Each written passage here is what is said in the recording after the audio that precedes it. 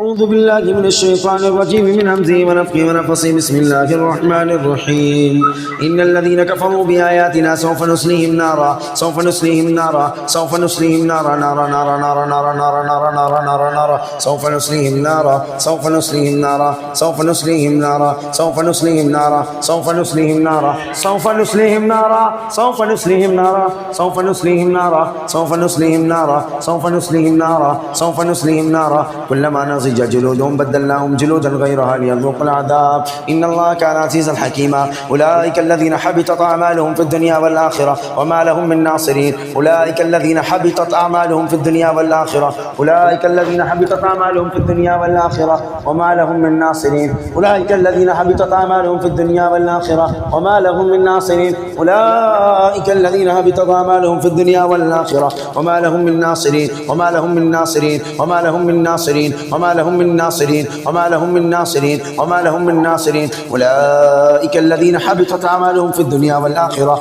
وما لهم من ناصرين أولئك الذين حبطت أعمالهم في الدنيا والآخرة وما لهم من ناصرين أولئك الذين حبطت أعمالهم في الدنيا والآخرة وما لهم من ناصرين أولئك الذين حبطت أعمالهم في الدنيا والآخرة وما لهم من ناصرين أولئك الذين حبطت أعمالهم في الدنيا والآخرة وما لهم من ناصرين أولئك الذين حبطت أعمالهم في الدنيا والآخرة وما لهم من ناصرين أولئك الذين حبطت أعمالهم في الدنيا والآخرة